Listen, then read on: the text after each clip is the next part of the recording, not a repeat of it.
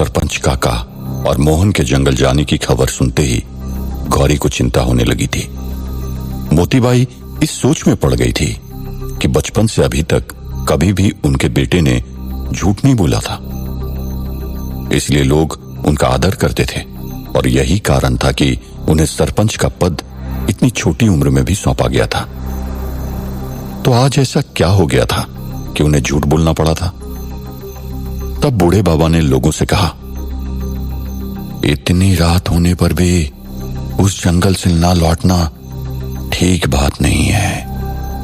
हमें उनको ढूंढने जंगल जाना होगा, और वो भी अभी के अभी। गांव वाले के कुछ पुरुष लालटेन, मशाल, लाठी, कोयते वगैरह तैयार करो।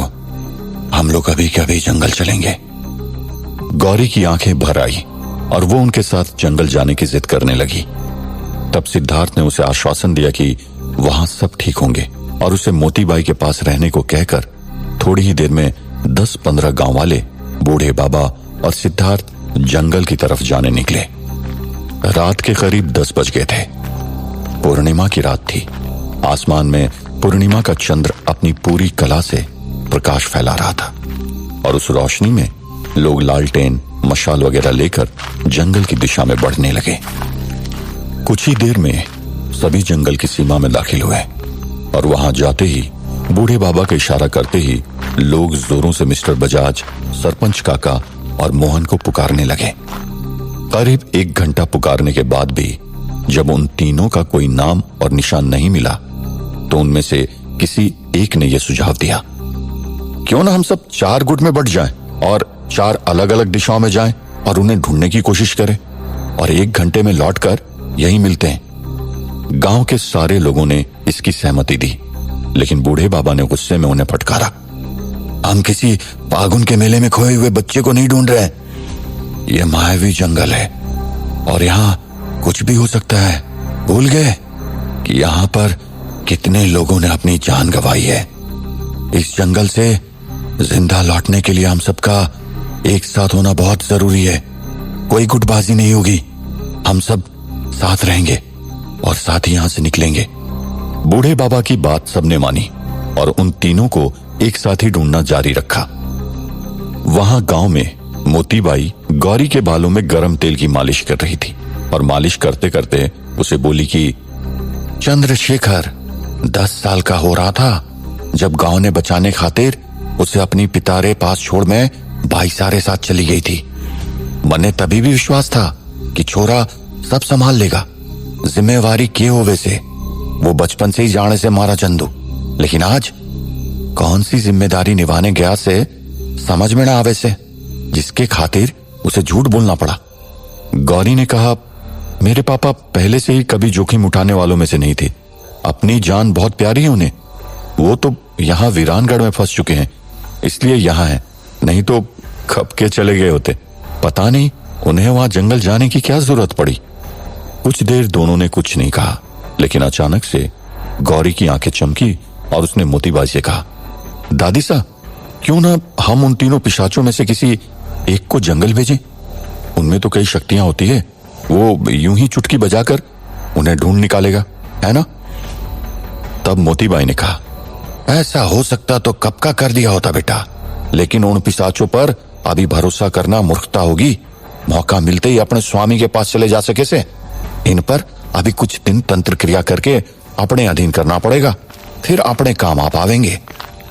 जहां जंगल में उन तीनों को पुकारते पुकारते लोग आगे बढ़े और जंगल की गहराइयों में काफी अंदर चले गए थे, तब बूढ़े बाबा को एक विचित्र उल्लू दिखा जो साधारण उल्लू से काफी बड़ा था। उस उल्लू को देखकर बाबा को लगा यहां अब ज्यादा देर रहना ठीक नहीं था। उन्होंने सबको जंगल के बाहर की तरफ चलने का इशारा किया। बाबा का इशारा मानकर सब मुड़कर बाहर की दिशा की ओर चलने लगे। तब सिद्धार्थ ने बाबा से पूछा, बाबा, हम अगर उन तीनों के बिना बाहर गए तो गौरी और मोतीबाई को बहुत दुख होगा। गौरी को तो संभालना मुश्किल पड़ जाएगा बाबा। बूढ़े बाबा ने कहा, जानता हूं सिद्धार्थ, लेकिन अगर इस वक्त हम बाहर नहीं निकले तो हमारा यहां से जिंदा बाहर निकलना मुश्किल हो जाएगा बेटा। किसी अनजान शक्ति ने उस उल्लू को भिजवाकर हमें पहले ही चेतावनी दे दी है। ये सुनते ही सिद्धार्थ भी चुप हो गया और सबके साथ चलने लगा। तब अचानक वहां उन्हें एक बहुत बड़े पेड़ के गिरने की आवाज आई। अचानक से हुई इतनी बड़ी आवाज से सब डर गए। सब लोग उस दिशा में देखने लगे जहां से आवाज आई थी। अंधेरे में कुछ खास तो दिखा नहीं, लेकिन आवाज किसी बड़े पेड़ के गिरने की थी। सिद्धार्थ ने सबसे चलते रहने को कहा। सब फिर से चलने लगे।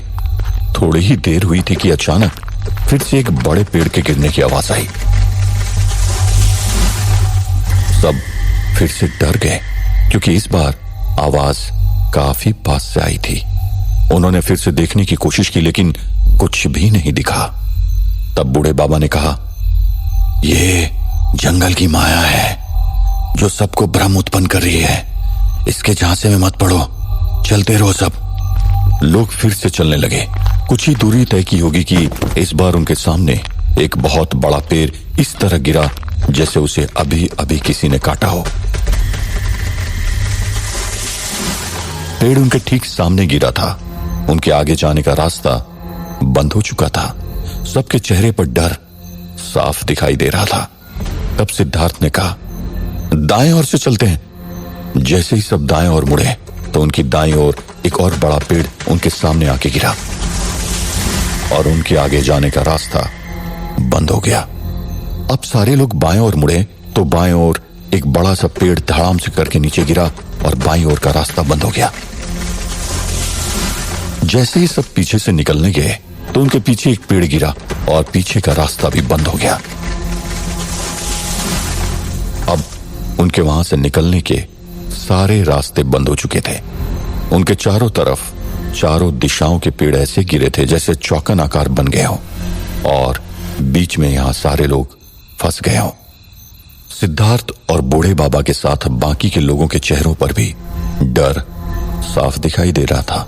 तब अचानक एक गांव वाले ने एक टेकड़ी जो न ज्यादा पास थी न ज्यादा दूर, उसकी तरफ उंगली करके कांपते हुए कहा, वो वहां देखो। सबने उस दिशा में देखा तो देखते ही हैरान रह गए। उस टेकड़ी पर चंद्र की रोशनी में उन्हें एक मानव की आकृति जैसा कुछ दिखाई दिया, जिसका शरीर आधा इंसान का था और आधा भैंसे का।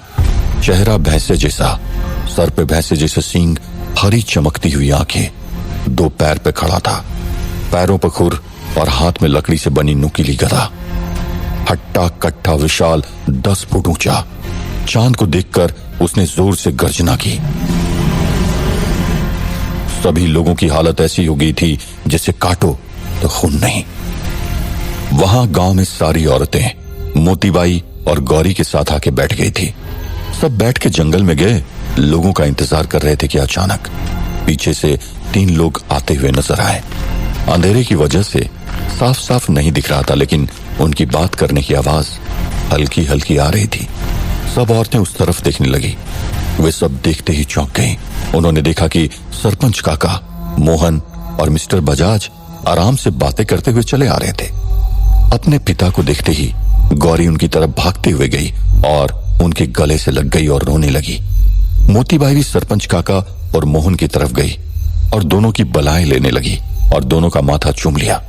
तब गांव की सारी औरतें उन्हें पूछने लगी कि वे लोग जंगल क्यों गए थे और उन्हें ढूंढने गए लोग कहां थे। तब सरपंच काका ने कहा, हम तो जंगल गए ही नहीं थे। किसने कहा कि हम जंगल गए थे? मैं मोहन और बजाज भाई साहब के साथ शतरंज खेल रहे थे, वो भी अपने खेत में आराम से चारपाई डालकर। वहीं खाना भी खाया और अभी सीधा खेत से ही लौट रहे हैं। इनकी बातों से सारी औरतें चौंक गई। मोतीबाई ने तीनों को फटकारा, खेत गए थे तो लौटने में इतनी देर क्यों लगाई? यह सुनकर मोहन ने कहा, हमारी बाइक खराब हो गई थी, इसलिए हम खेत से यहां तक करीब 4 मील तक चल के आए, इसलिए देर हो गई। लेकिन बात क्या है, सब इतना परेशान क्यों है? गौरी ने कहा, हमें खबर मिली कि आप तीनों को जंगल की ओर जाते हुए देखा गया था और इतनी रात होने आई थी और आप लौटे नहीं, इसलिए सिद्धार्थ, बूढ़े बाबा और 10-15 गांव वाले आप तीनों को ढूंढने जंगल चले गए। सरपंच काका ये सुनकर डर गए उन्होंने कहा, आज पूर्णिमा की रात है। आज की रात जंगल में कई मायावी शक्तियां बाहर निकलती है। वहां जाना खतरे से खाली नहीं है। यह सुनकर सबको बहुत चिंता होने लगी। वहां जंगल में सिद्धार्थ ने कहा, बाबा, हम बुरी तरह से फंस चुके हैं, अब क्या करें? बूढ़े बाबा ने कहा, यह प्राणी कई सालों पहले भी दिखाई दिया था। तभी से मैंने और इन गांव वालों के पूर्वज ने अपनी जान से खेलकर बड़ी मुश्किल से एक गुफा में कुछ मंत्रों से लंबी नींद सुलाकर गुफा का दरवाजा बंद कर दिया था। ना जाने कैसे, लेकिन यह प्राणी फिर से जाग गया है। ये बहुत शक्तिशाली और खतरनाक है। सिद्धार्थ ने कहा, लेकिन इससे बच के हम जिंदा कैसे लौटेंगे? बूढ़े बाबा ने कहा, सुबह होते ही यह प्राणी सो जाता है, तब तक हमें इसे चकमा देना होगा। एक गांव वाले ने कहा, लेकिन हम बुरी तरह फंस चुके हैं बाबा, हम ये कैसे करेंगे? बूढ़े बाबा ने कहा, मैं जैसा कहता हूं वैसा ही करो। तब बूढ़े बाबा ने सबको एक उपाय बताया और सब वैसा ही करने लगे। सब ने अपनी मशाल और लालटेन बुझा दी और गिरे हुए पेड़ के नीचे छिप गए। भयानक गर्जना करता हुआ वो आधा नर और आधा भैंसे जैसा दिखने वाला प्राणी उनकी तरफ बढ़ता हुआ चला आ रहा था। तब बूढ़े बाबा एक गिरे हुए पेड़ के नीचे से रेंगते हुए बाहर निकले और बगल के पेड़ पर चढ़ गए और एक डाल पर जाकर छिपकर बैठ गए। कुछ ही देर में वो भयानक प्राणी वहां आ पहुंचा। वहां उसे कोई नहीं दिखा, इसलिए वो यहां वहां देखने लगा। तभी बूढ़े बाबा ने अपनी झोली से एक लोटा निकाला और जितनी दूर हो सके उतनी दूर फेंक दिया। वो लोटा जैसे ही दूर जाकर गिरा, उस लोटे के गिरने की आवाज से आकर्षित होकर वो प्राणी वहां भागते हुए गया। उसके वहां जाते ही सिद्धार्थ और गांव वाले वहां से बाहर निकले और बिना आवाज किए वहां गिरे हुए पेड़ के ऊपर से होते हुए भागने लगे। बूढ़े बाबा भी पेड़ से उतरे और उनके साथ भागने लगे। इनके भागने की आवाज सुनकर वो प्राणी चौकन्ना हो गया और उनके पीछे भागने लगा। तब अचानक उन लोगों से पीछे एक पेड़ एकदम से गिरा, जिसके नीचे किशन नाम का एक गांव वाला दब गया और वो जोरों से चीख पड़ा। सारे गांव वाले भागते भागते रुक गए। सिद्धार्थ ने पीछे मुड़कर देखा कि किशन का पैर उस बड़े से पेड़ के नीचे दब गया था और वो दर्द से कहरा रहा था। सिद्धार्थ और बूढ़े बाबा और बाकी सब गांव वाले किशन की मदद करने वहीं रुक गए। वो पेड़ बहुत ज्यादा भारी था, इसलिए सारे मिलकर भी पेड़ को उठा नहीं पा रहे थे। तब तक वो भयानक प्राणी भागते भागते वहां पर आ पहुंचा और उनकी तरफ देखने लगा। सारे लोग डर के मारे स्तब्ध हो गए। सिद्धार्थ ने हल्के से कहा, बाबा, आप बाकी लोगों को लेकर भागो, मैं संभाल लूंगा। बूढ़े बाबा ने कहा, तुम अकेले कुछ नहीं कर पाओगे सिद्धार्थ, ये बहुत ताकतवर है। सिद्धार्थ और कुछ बोले, उससे पहले वो प्राणी ने एक ही झटके में वो पेड़ उठाकर पीछे फेंक दिया। पेड़ के हटते ही सिद्धार्थ ने किशन को अपने कंधों पर उठा लिया। कोई कुछ और कर सके उससे पहले इस प्राणी ने टूटी फूटी भाषा में कहा, डरो मत, मैं नहीं मारना, मैं मदद करता। ये सुनकर सभी लोग चौंक गए। उस प्राणी ने कहा, आपको खतरा, चुड़ैल बहुत सारी। बूढ़े बाबा ने कहा, तुम हमें मारने नहीं आए? उस प्राणी ने कहा, नहीं, चुड़ैल मारेगी, मैं मदद करता। पेड़ चुड़ैल गिराती, आपको मारती, इंसान को खाती। उस प्राणी की टूटी फूटी भाषा सुनकर बूढ़े बाबा की सांस में सांस आई और उन्होंने पूछा, तुम इतने बदल कैसे गए? उस प्राणी ने कहा, यहां से भागो, अभी वक्त नहीं। उस प्राणी ने अभी बोलना बंद भी नहीं किया था कि वहां पर हंसने की आवाज आई और पेड़ के पत्ते हिलने लगे और देखते ही देखते एक बहुत ही डरावनी चुड़ैल वहां पहुंची। चुड़ैल ने आते ही इन सबको देखा और उनमें से एक गांव वाले को पकड़ लिया उसके ऐसा करते ही उस प्राणी ने अपनी नुकीली गदा से उस चुड़ैल पर वार कर दिया और वो चुड़ैल दूर जाकर गिरी। चुड़ैल तुरंत ही खुद को संभाला और उस प्राणी पर वार किया। दोनों के बीच जंग छिड़ गई। मौका देखते ही वो सब जंगल से भागे। सिद्धार्थ किशन को अपने कंधों पर उठा के भागने लगा। तब अचानक जंगल में चारों तरफ से कई सारी चुड़ैलों के हंसने की आवाजें आने लगी, पर अब रुकना मुनासिब न था। उस प्राणी उस चुड़ैल में भयंकर युद्ध चल रहा था। चुड़ैल अपनी ताकत से उस प्राणी को पछाड़ रही थी और वो प्राणी उस चुड़ैल को अपनी शक्ति से उछालकर नीचे गिराने लगा। तब देखते ही देखते उस चुड़ैल की मदद के लिए कई सारी चुड़ैल आ पहुंची और उस प्राणी को चारों तरफ से घेर कर नोचने लगी। कुछ चुड़ैल इन लोगों के पीछे एक पेड़ से दूसरे पेड़ पर कूद कूद कर पीछा करने लगी, लेकिन तब तक सिद्धार्थ, बूढ़े बाबा और बाकी गांव वाले भागकर जंगल के सीमा को पार कर चुके थे। भागते भागते ये सब गांव की बस्ती तक आ पहुंचे और उनको आते देख सारी औरतों के जान में जान आई। इन सबको भी सरपंच काका मोहन और मिस्टर बजाज को महफूज देखकर जान में जान आई और फिर एक जगह शांति से बैठकर सबने अपनी आप बीती सुनाई। वैद्य जी ने किशन के पैर पर पट्टी बांधी। तब गौरी ने कहा, मुझे तो ऐसा लग रहा है कि आप सबको जंगल बुलवाने के लिए चुड़ैल ने यह साजिश रची थी। तब मोतीबाई ने कहा, अणा जंगल दी चुड़ैल षड्यंत्र रचने जंगल रे बाहर ना आ सके से, ये किसी और की चाल मालूम पड़े से। सिद्धार्थ ने कहा, दादी सा सच कह रही है, हमें जंगल में भिजवा के मारने की साजिश के पीछे जरूर किसी और का हाथ है। तब बूढ़े बाबा ने गंभीर होकर कहा, पिशाच राज करदम। सिद्धार्थ ने कहा, एक ही दिन में दो दो बार मौत से सामना करने वाले से अब मिलना ही पड़ेगा। हमें कल ही हवेली जाना होगा। कौन है ये पिशाच राज? क्यों इसके नाम से बूढ़े बाबा भी कांप जाते हैं? क्या है इसका इतिहास और क्या होगा इनका भविष्य? जानने के लिए सुनते रहिए वीरानगढ़, ओनली ऑन पॉकेट FM।